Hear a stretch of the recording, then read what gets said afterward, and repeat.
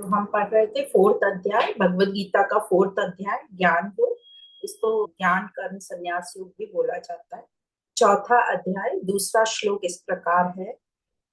एवं परंपरा प्राप्तम इमं राजर्षयो विदुः सकाले नेह महता योगो नष्टः परंतप।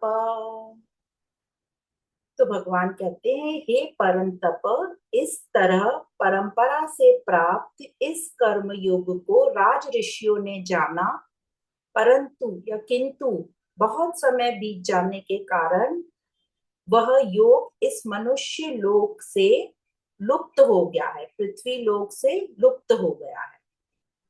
तो क्या कह रहे हैं कृष्ण? परंपरा बता रहे हैं कि कैसे ये परंपरा चली आ रही थी। और पहले मैंने फर्स्ट श्लोक में बताया कि मैंने सूर्य को कहा और सूर्य ने अपने पुत्र मनु से कहा। इस प्रकार ये परंपरा चली आ रही थी, पर बहुत समय बीत जाने के कारण इस लोक से, मतलब इस मनुष्य लोक से या पृथ्वी लोक से, यह ज्ञान लुप्त हो गया। तो यहाँ परंपरा शब्द आया। तो यहाँ श्री कृष्ण हमको परंपरा समझा रहे हैं कि परंपरा क्या होनी चाहिए और हम किसको परंपरा कर मान बैठे हैं।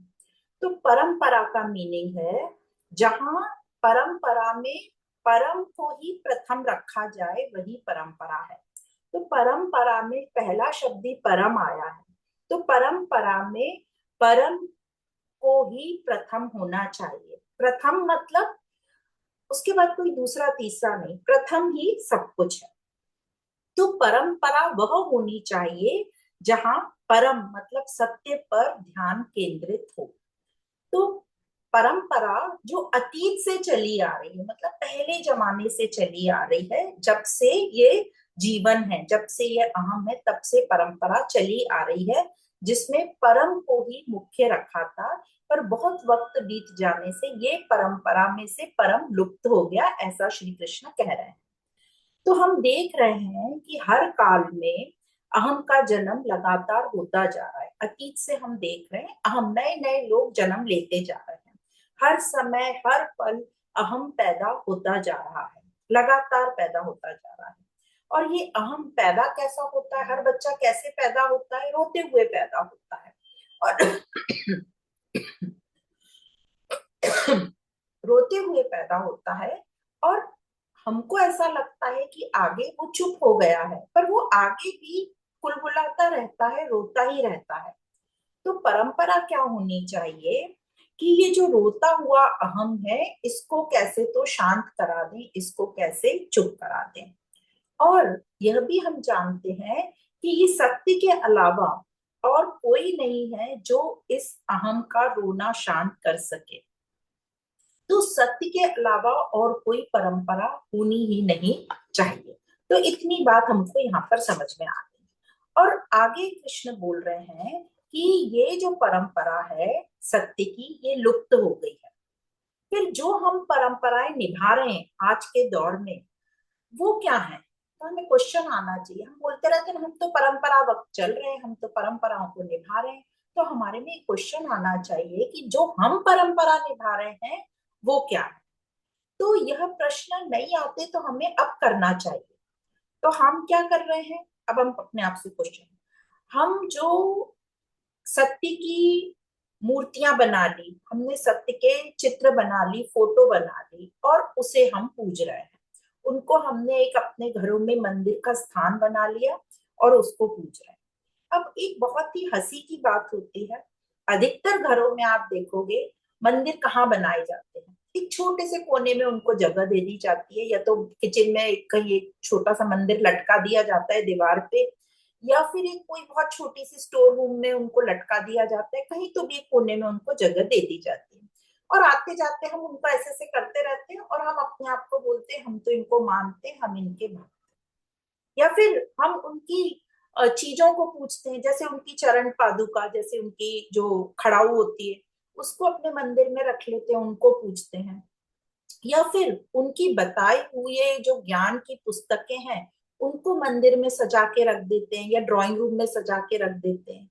या फिर जहां पर ये सब जो सत्य जिनके उस स्थिति से सत्य फूटा है, उन लोगों की बात कर रहे हैं। वो जिन स्थानों में रहते थे उनको हमने तीर्थ स्थान बना दिए, हम वहां की यात्राएं करते हैं या फिर उनके नाम का जाप करते हैं परंपराओं के नाम। अब ये सब करना गलत बात नहीं है, ये सब करना बहुत अच्छी बात है।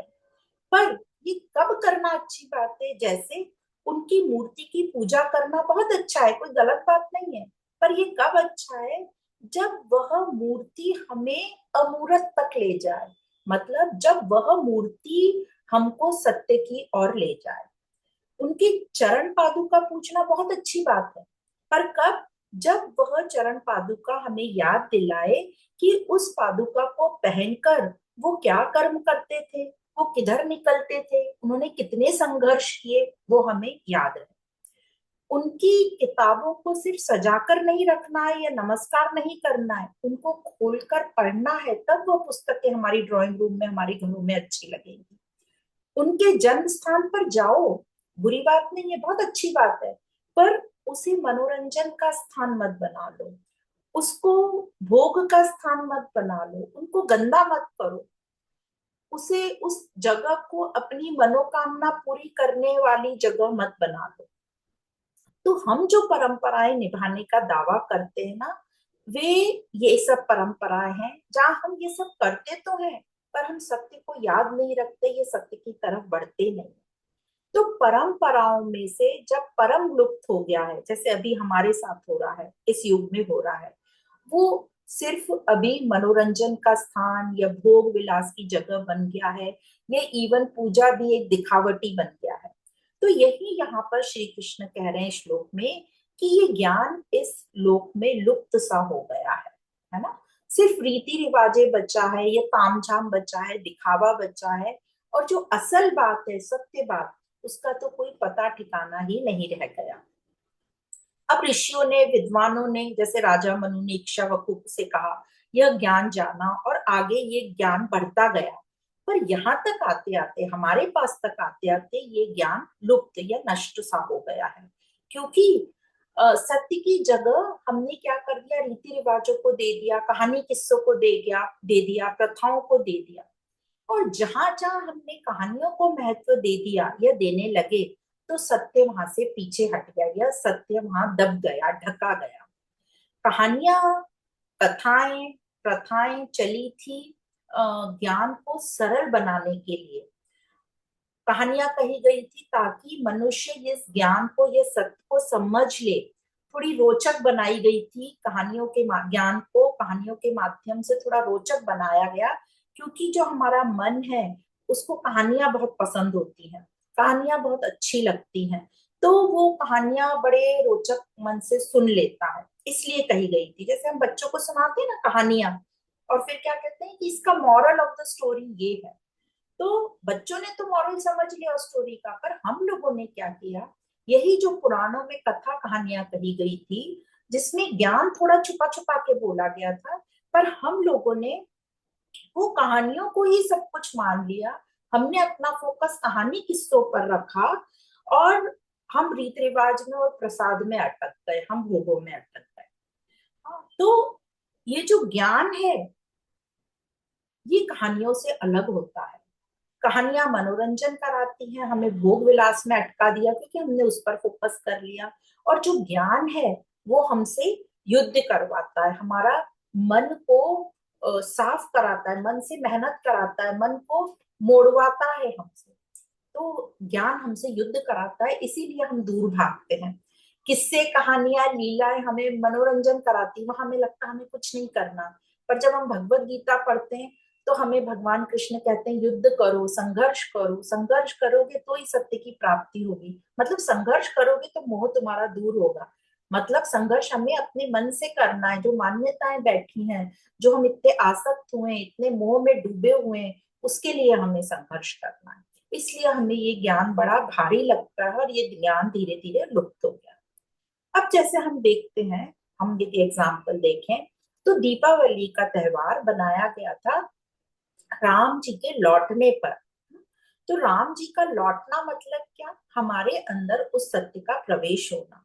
तो दीपक हमारे मन में प्रकाशित होना चाहिए, मतलब मन को से अशुद्धियों का नाश हो, मन सत्य की तरफ बढ़े, मन की स्थिति थोड़ी ऊंची हो जाए। पर हमने क्या किया, उसको कहानियों के हिसाब से हमने अपने घरों की सफाई करी। मन की सफाई तो छोड़ दो, हम घरों की सफाई में ही अटके रहते 2-2 महीने दिवाली के पहले। अच्छी बात है, करना चाहिए घर की सफाई।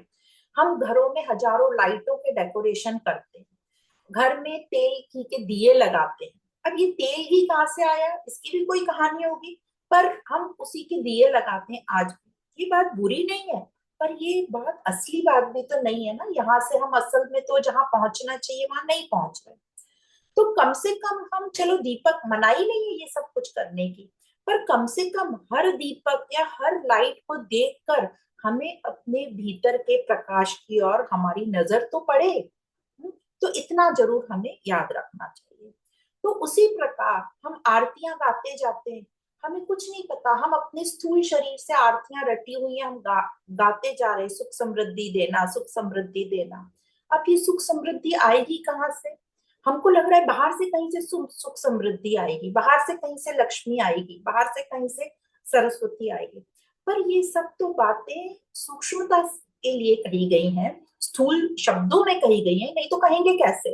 पर उसका मीनिंग बहुत सूक्ष्म है कि काम हमको अपने मन पर ही करना है। और ये सब हम भूलकर ये आरतियां गाते हैं, अपना सूजा हुआ मुंह लेके, अपना सड़ा हुआ मुंह लेके, और बोलते रहते हैं भगवान के सामने सुख समृद्धि देना, घर में शांति देना। और खुद ही 2 मिनट पहले घर में हाहाकार मचा के आते हैं, खुद ही घर में रोना धोना सब करके आते हैं और बोलते हैं कि घर में सुख शांति। ठीक है, रोना किसी कारण से होगा, पर इस फिर आरती का मीनिंग समझे ना हम बैठ के। और आरती किसी ने नहीं करी तो हम उसको नास्तिक बोल देते हैं, बल्कि जो नहीं कर रहा वो भले ही अपने मन पे काम कर रहा हो। तो हमारी जो धर्म की डेफिनेशन है, जो परंपरा को हम समझ रहे, वही हिली हुई है। हमें कुछ नहीं पता कि परंपरा क्या है, धर्म क्या है, सत्य क्या है। तो इस प्रकार हम परंपराएं निभाते चले जा रहे हैं। तो हमको यह देखना है, कोई भी परंपरा निभाते हुए, कि क्या हमारी अशुद्धि इस परंपरा से मिट रही है, कम हो रही है? क्या हमारे मन का अंधकार कम हो रहा है इस परंपरा से? ये हमें विचार करना चाहिए। तो हम जो भी परंपराएं कर रहे हैं वो सब विचारणीय, उन पर विचार करो और आगे चलो। पर कई हमारी जो साधारण सोच चलती है, हम करना भी चाहें तो घर पे लोग जो होते हैं वो बोल देते हैं कि नहीं नहीं, ये तो हमारी परंपरा चली आ रही है, हमारे बूढ़े लोगों ने किया, हमसे बड़े लोगों ने किया, तो इनमें कुछ तो बात होगी, इसीलिए वो कर रहे हैं, है ना, इसलिए उन्होंने की इसीलिए हम कर रहे हैं। तो ये भी करो, और साथ में तुम बोल रहे हो गीता पढ़ो तो गीता भी पढ़ेंगे, तो पुराने ढर्रे भी चलेंगे और साथ में हम गीता को ले आएंगे, और रोज हम एक श्लोक पढ़ लेंगे या एक श्लोक गा लेंगे। तो इस प्रकार भी गीता मतलब सत्य नहीं चलेगा। ये कौन से जो हमारी रूढ़िवादियां हैं, मतलब असत, और जो गीता है सत्य, वो साथ साथ कैसे चल सकता है? क्योंकि हम सब एक दूसरे को हम अपने को ही बुद्धू बना रहे हैं ये सब करके। क्योंकि जो सामाजिक रीतियां हैं वो है अहंकार, और जो गीता है वो है सत्य। तो ये दोनों साथ कैसे चलेंगे? सत्य के सामने जब असत खड़ा होगा, असत भी नहीं, जब झूठ, अहंकार सही सही सीधा सीधा आके खड़ा हो जाएगा, तो सत्य उस अहंकार को 1 सेकंड में नष्ट कर देगा। पर हम जो अहंकार खड़े भी होते हैं, वो झूठे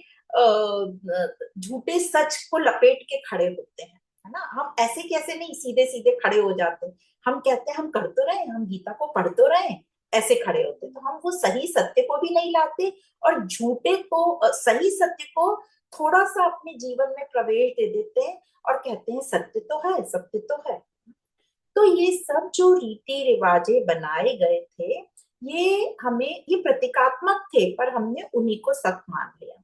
तो ये सब हम करें, पर उसको प्रतीक मात्र करें, है ना, प्रेरणा के लिए करें। पर हम क्या करते हैं, हम अपनी पूरी एनर्जी, वो जो कहानी किस्सों में कहा गया था, ये जो प्रतीकात्मक चीजें कही गई थी, उन सब में पूरा अपना समय व्यतीत कर देते हैं, और फिर हमारे लिए सत्य की खोज या अपनी सफाई के लिए समय ही नहीं मिलता। हम 2-3 महीने घरों की, अलमारियों की, सबकी इतनी सफाई करते हैं और हर दिन इतना थक कर सो जाते हैं। थक जाएंगे तो सो ही जाएंगे, फिर मन की सफाई कहाँ याद रहेगी। तो इस प्रकार हमें अपने लिए तो वक्त ही नहीं मिलता, तो सत्य की ओर नजर ही नहीं जाती। तो जो भी परंपराएं हम निभा रहे हैं, उसे समझो, उसे देखो, उसमें देखो कि उसमें से हमारा अहंकार कम हो रहा है कि वो परंपरा निभा के। तो यहाँ इस श्लोक में भगवान परंपरा की बात कह रहे हैं। जो पुरानी चली आ रही परंपरा है, भगवान कह रहे हैं उनको सच्चा अर्थ दो, उनको ज्ञान के प्रकाश में देखो, उसमें सत्य को लाओ, है ना, उनको नए तरीके से स्थापित करो। ऐसा भगवान कह रहे हैं।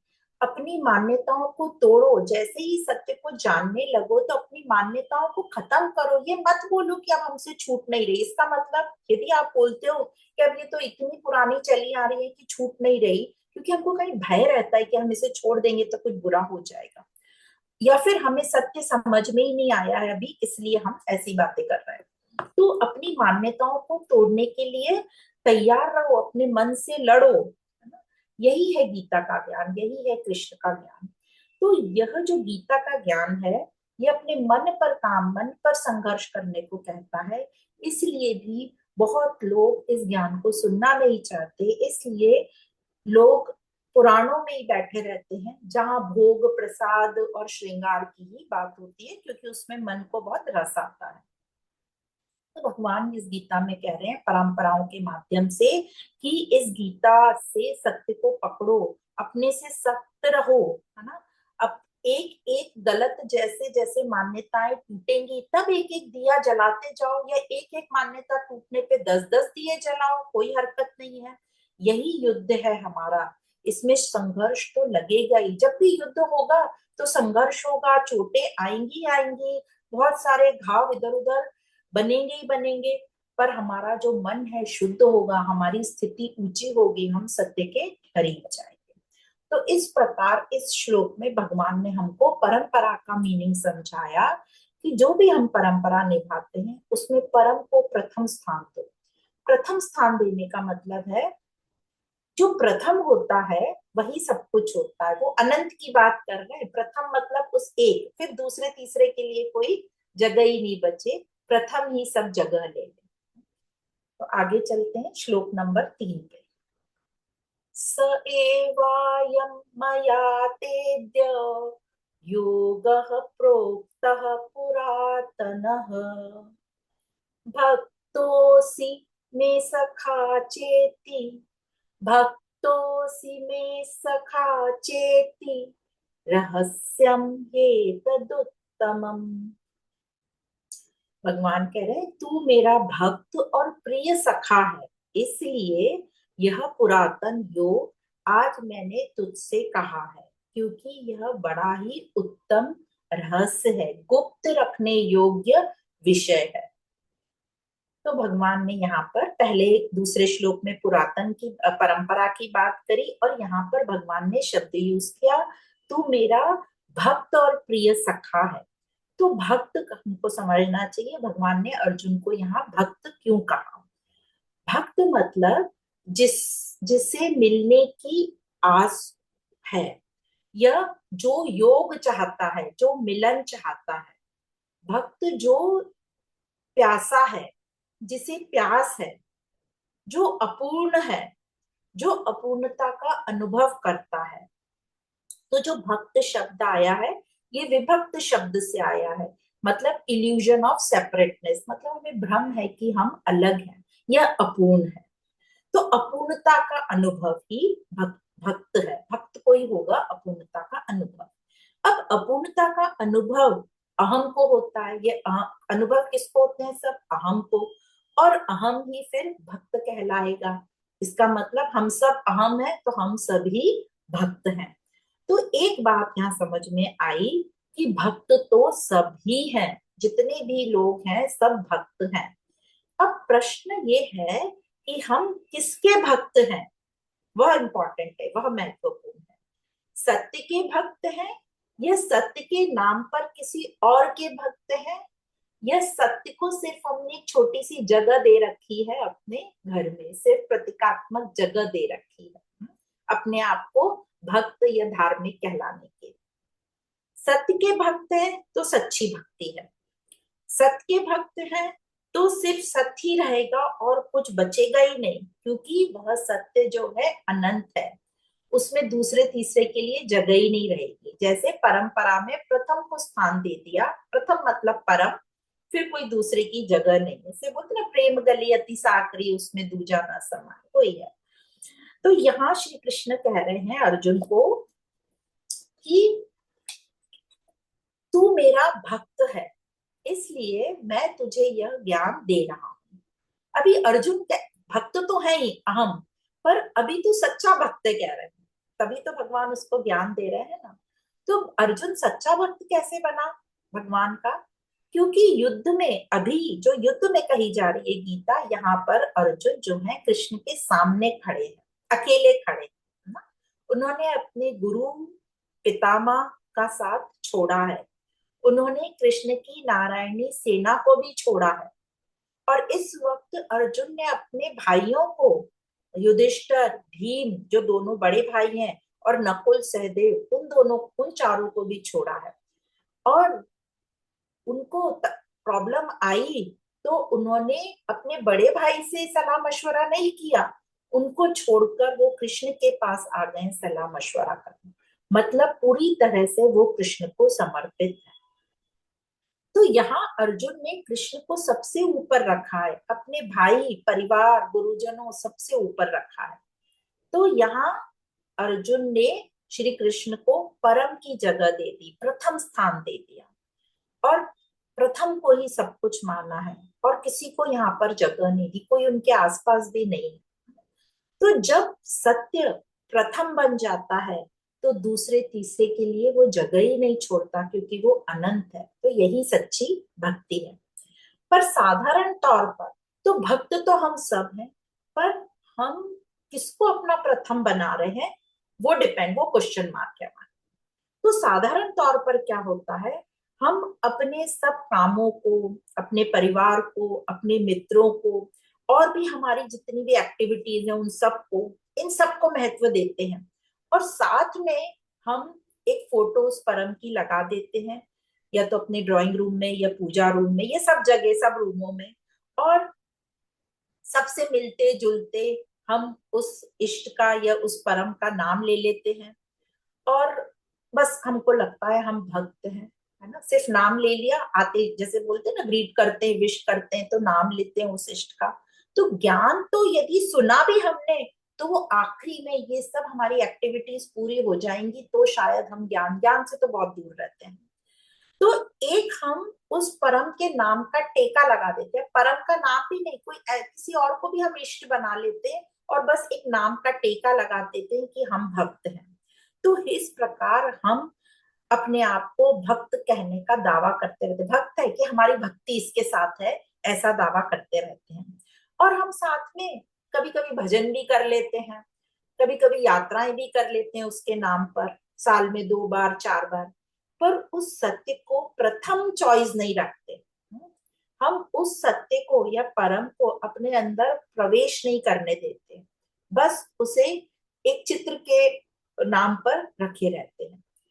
और कई बार तो उसका चित्र हम अपने कार्यक्रमों में भी लगाते हैं, उसका हाथ जोड़कर शुरुआत भी करते हैं, काम धंधे की शुरुआत भी उसका हाथ जोड़कर करते हैं, काम धंधे पर ही उसका फोटो लगाया रहता है, पर बस उसको नमस्कार करके वहीं पर हम चोरी भी करना शुरू कर देते हैं, स्वार्थ सिद्ध करते हैं, अपना लालच पूरा करते हैं, दूसरों को चार जली कटी सुना भी देते हैं।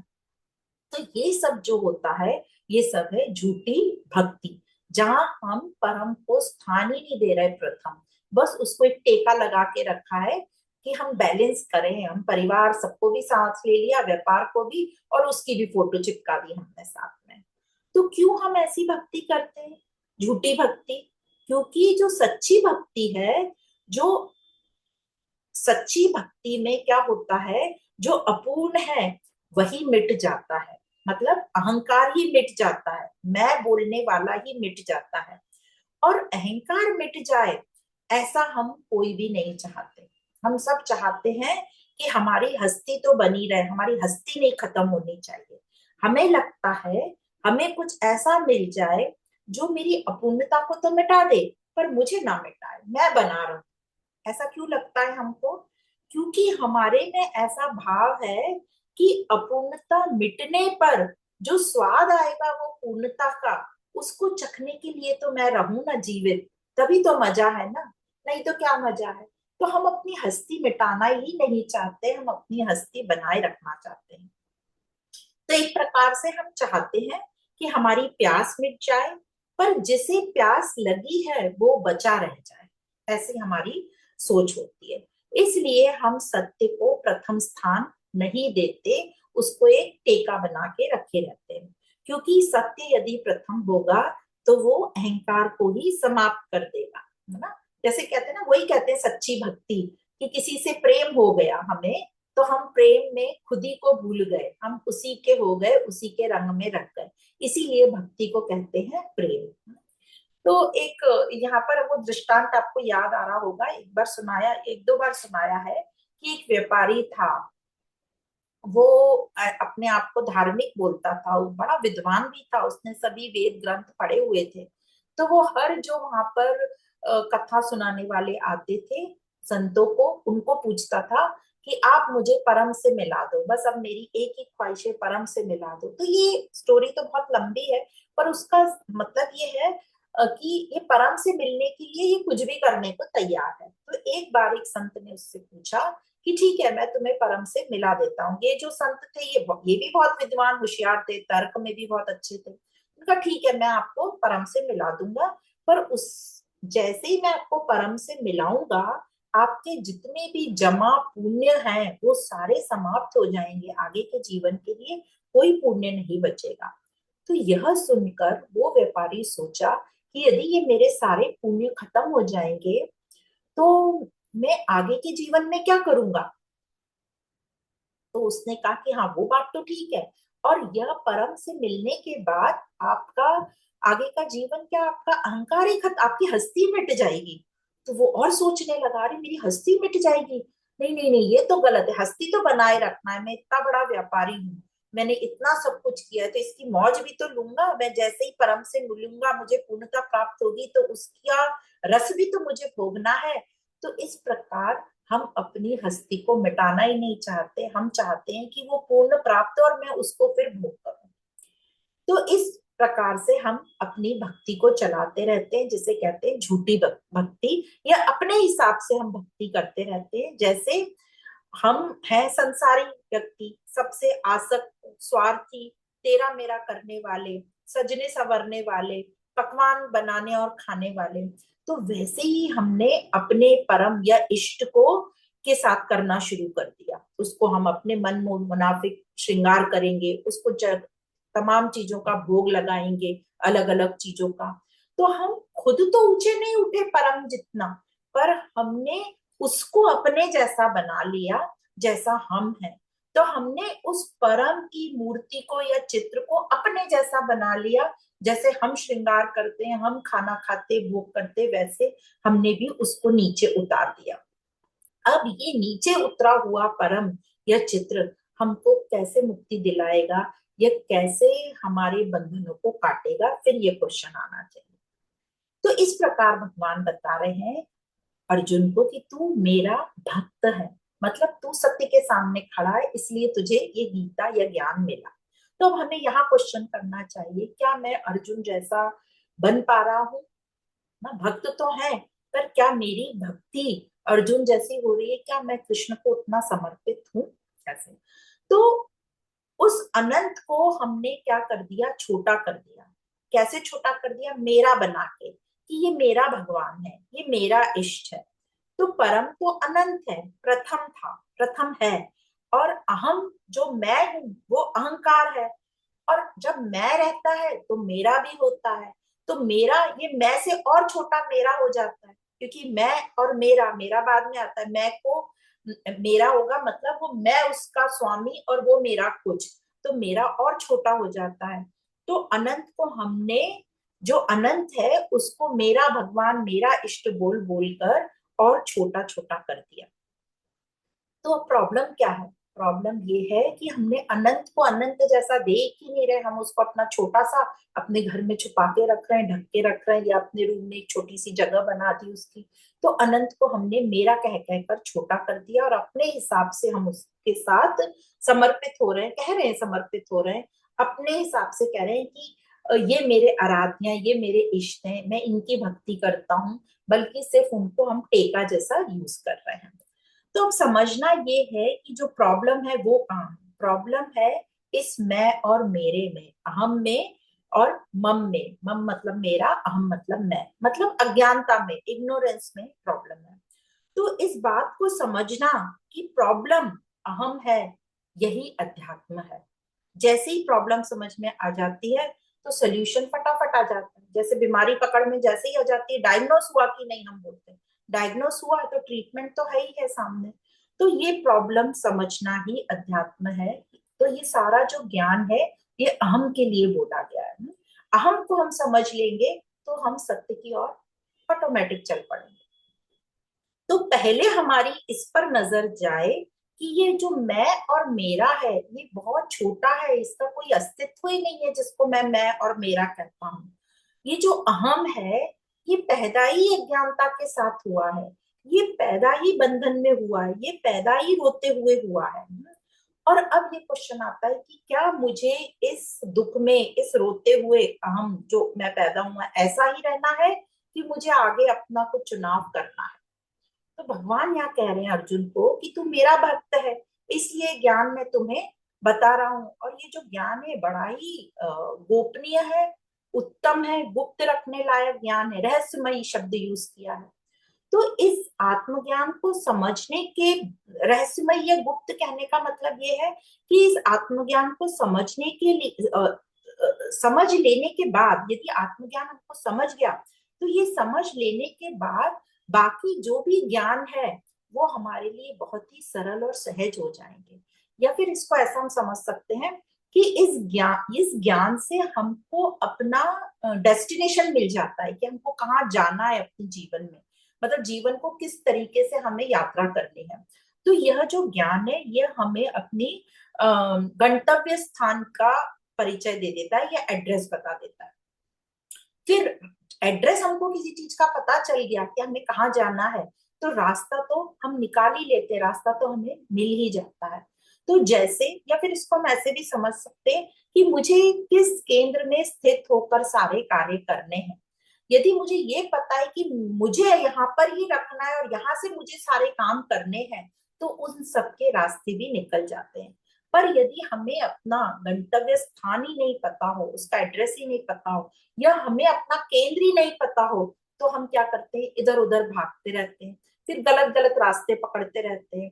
तो इससे हमारा टाइम तो खराब होता ही है, प्लस हम किसी किसी और रास्ता पकड़ते, किसी किसी और से चिपकते रहते हैं, तो हमारा नुकसान बहुत हो जाता है। हम ऑलरेडी अहम में हैं, तो हम ऑलरेडी नीचे गिरी हुई स्थिति में, बंधन में हैं, और गलत गलत रास्ता लेके गलत गलत लोगों से हम चिपक जाते हैं, तो हमारी स्थिति और भी नीचे नीचे गिर जाते हैं, और बंधते चले जाते हैं। तो इससे हमारा टाइम भी खराब होता है और हम कहीं पहुंचते भी नहीं है, और ऐसे ही हमारी जो आयु है वो समाप्त हो जाती है। तो हमारे ये जीवन का जो लक्ष्य है उस पर हम चल ही नहीं पाते और हमारी मृत्यु हो जाती है। तो भगवान कहते हैं इससे बड़ा पाप और कुछ नहीं हो सकता। तो पहले हमें अपने अहम से प्रश्न करना चाहिए कि भाई तुझे ऐसे ही जीना है क्या, रोते बिलखते? तो बंधन में जो भी हमें सुख दुख लग रहा है, जो भी हमें भाषा में समझ में आता है, तो आंसर क्या मिलता है? यदि आंसर मिलता है कि नहीं नहीं हमें ऐसे तो नहीं रहना, तो फिर हमें फिर क्वेश्चन करना चाहिए कहाँ जाना है। तो फिर हम बोलेगा जहां मुझे मुक्ति मिले, मतलब शांति मिले, जहां मेरा ये बेचैनी खत्म हो जाए, रोना मेरा बंद हो जाए, मुझे वहां जाना है।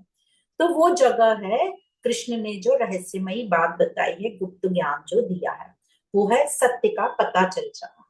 तो कृष्ण के इस ज्ञान से हमें रहस्यमयी बात क्या पता चल जाती है कि हमें सत्य का पता चल जाता है, मतलब अपने डेस्टिनेशन का एड्रेस मिल जाता है, या गंतव्य स्थान का हमें पता चल जाता है। तो अब मैं हूं अहम, और कृष्ण से मुझे सत्य का पता चल गया। तो मैं जहां खड़ा हूं वहां से ही मुझे अपने डेस्टिनेशन का रास्ता खोजना चाहिए, मतलब सत्य की खोज की, सत्य की ओर बढ़ना चाहिए, वहीं मुझे पूर्णता की प्राप्ति होगी। यहाँ वहां जहां हम चिपक रहे थे, हमें समझ गया कि वहां से मुझे पूर्णता नहीं प्राप्त होगी। मुझे लग रहा था कि इधर उधर चिपकने से, इधर उधर भागने से पूर्णता मिल जाएगी, वो नहीं मिल रही थी। वहां मेरा अहंकार समाप्त नहीं हो रहा था, पर सत्य की ओर बढ़ने से हमारी अपूर्णता समाप्त होगी। तो इस प्रकार सत्य की ओर बढ़ना मतलब समझना कि संसार में चिपकने से पूर्णता की प्राप्ति नहीं होगी, है ना। और सत्य की ओर बढ़ने से हमारी कामनाएं, मतलब हमारा लालच और स्वार्थ समाप्त होगा। और कामना कहाँ से आती है? अहंकार से, तो अहंकार समाप्त होगा। तो इस प्रकार हमें भगवान यहाँ पर भक्त और भक्ति की बात हमें समझ में आई कि भगवान अर्जुन को क्यों भक्त कह रहे हैं, क्योंकि वो सीधा सत्य के सामने खड़े हैं, बिना किसी कंडीशन के कि ये मेरा ये साथ में, ये साथ में, इन सबको रख लिया साथ में, कृष्ण को रख लिया, ऐसा नहीं। तब हमें क्वेश्चन आता है कि सत्य यदि इतना पावरफुल है तो हमें डायरेक्ट क्यों नहीं दिख जाता, है ना। क्यों हमें ये चाहिए, वो चाहिए, कृष्ण चाहिए, वो हमें बताएंगे। ये हमें डायरेक्ट इसलिए नहीं दिखता क्योंकि जो हमारी मान्यता है, मतलब अहम, मैं के लिए जो मान्यता है कि मेरा ही सत्य है, मैं ही सत्य हूँ, और मैं और मेरा, मेरे जो है वही सत्य है, और जो मेरी मान्यता वही सत्य है, ये अहम किसी की ओर देखता ही नहीं। यदि उसकी कहीं नजर ही नहीं जाती, और नजर जाती भी है तो वो उसको नकार देता है और अपने को ही सत्य, सुंदर, भला, ठीक मानता है। तथ्य को वो देखना ही नहीं चाहता, मतलब इस संसार या फैक्ट की तरफ उसकी नजर ही नहीं जाती, देखकर वो नकार देता है। जैसे एग्जाम्पल हम बोले, जैसे अपने को अपना ही बच्चा प्यारा लगता है ना। हम सब सापेक्षता में जीते हैं, कैसे? फैक्ट नहीं देखते, हम देखते मेरा मेरा परिवार, हम रिलेटिविटी, सापेक्षता मतलब रिलेटिविटी में, कि मुझे सिर्फ मेरे ही लोग अच्छे लगते हैं, मेरा ही सत्य लगता है, मुझे मेरे वाला ही अच्छा लगता है। तो जो इस स्थिति को छोड़कर थोड़ा ऊपर उठेगा, मतलब जो तथ्यों को, फैक्ट को तथ्य की तरह देखेगा, देखना शुरू भी कर देगा, फिर वह सापेक्षता से उठकर निरपेक्षता की ओर चल देता है। मतलब वह यह नहीं देखता कि मुझे क्या ठीक लग रहा है, वह यह देखता है कि ठीक है क्या, मैं ठीक जो है उसकी खोज करूँ ना, मुझे ठीक लगता है वो बाजू में छोड़ेंगे। जो हम मैं और मेरे के साथ इसलिए भी बोलते हैं क्योंकि मैं और मेरे के साथ हम बहुत कंफर्टेबल होते हैं, इसलिए हम उसको ही बोलते हैं। और मैं, ये मेरे मेरे जिगर का टुकड़ा है, ये मेरे परिवार का सदस्य है, इसमें मेरे जीन्स है, मेरा खून है, तो इसलिए भी मैंने इसको जन्म दिया है, इसलिए हम वो मेरे में अटके रहते हैं, इसलिए मुझे मेरा वाला ही अच्छा लगता है। तो भगवान बता रहे हैं यहाँ पे कि संसार को देखने के दो तरीके होते हैं। एक तरीका ये सापेक्षता का, कि मैं मेरा, मेरे वाले को ही मैं ठीक कहूंगा, मेरे वाला ही सुंदर है, मेरा वाला ही भला है, मेरा वाला ही सत्य है, मेरा ही भगवान सत्य है, मेरा ही बच्चा अच्छा है। जैसे हम स्टेज पे परफॉर्मेंस देखते हैं, तो मेरे बच्चे ने कितना भी खराब किया तो भी मैं बोलूंगी नहीं नहीं तूने तो अच्छा किया, हमें पता भी अंदर तो भी हम बाहर बोलेंगे। या फिर हमें वही अच्छा लगेगा, हमारे सामने इतना धुंध जम जाती है वो मेरे वाले की कि हम बोलते हैं मेरा ही वाला अच्छा। हमें सब बच्चों में अपना ही बच्चा प्यारा लगता है, चाहे वो कैसा भी हो, हमें पता है वो कैसा भी आड़ा टेढ़ा लूला लिपला हो, हमें वही अच्छा लगता है क्योंकि वो मेरा है, ये अहम की मान्यता है। और जो दूसरा देखने का तरीका है वो है जो सचमुच सुंदर है, जो सचमुच ठीक है, जो सचमुच भला है, मैं उसकी खोज करूंगा और मैं उसका हो जाऊंगा, चाहे वो मुझे कंफर्ट दे या ना दे, वो मेरे लिए शुभ हो ना हो। और वो सत्य है तो मेरे लिए शुभ होगा ही होगा, पर मेरे को डिस्कम्फर्ट भी हो, संघर्ष भी करना पड़े, अपनी मान्यताओं को तोड़ना भी पड़े, तो मैं उसको खोजूंगा और मैं उसका हो जाऊंगा। तो यदि अपनी प्रोग्रेस देखनी है कि हम सही रास्ते पे हैं कि नहीं, ये देखना है हमें, तो अपने को देखो कि ये अहम का रोना बंद हो रहा है कि नहीं हो रहा है, थोड़ा थोड़ा हम सापेक्षता से निरपेक्षता की ओर जा रहे हैं कि नहीं, हम मैं और मेरा छोड़ पा रहे हैं कि नहीं, कि हम मैं मेरे में ही अटके हुए हैं, हम फैक्ट्स को तथ्यों की तरह देख पा रहे हैं कि नहीं। क्योंकि जब हम तथ्यों को, इस पूरे संसार को साथ में देखेंगे, तभी हम सत्य की तरफ जा पाएंगे। तो इस प्रकार हम अपनी खुद की प्रोग्रेस देखेंगे कि इन परंपराओं से जिसे और जिनको मैं निभा रही हूँ उससे मेरा अंधकार खत्म हो रहा है कि नहीं, उससे मेरा अहंकार समाप्त हो रहा है कि नहीं, उससे मेरे अहम को थोड़ी शांति या बेचैनी कम हो रही है कि नहीं, जिसे मैं कह रही हूँ कि ये मेरा इष्ट है, मैं इसकी भक्ति में लगा हुआ हूँ, उस भक्ति के साथ क्या मेरी शांति आ रही है कि नहीं आ रही है। तो इस प्रकार हम देखेंगे कि हमारी प्रोग्रेस हो रही है कि नहीं। तो इस प्रकार भगवान ने इस श्लोक में अर्जुन को भक्त कहा है कि तू मेरा भक्त है। तो अब हमें भक्त समझना चाहिए, भक्त तो हम सब है, पर हमारी भक्ति किस तरफ है वो हमें देखना विचारणीय है, इम्पोर्टेंट है, और उस तरफ हमें चलना है। तो आज हम ये 2 श्लोक कर कर ही यहाँ पर रुकते हैं।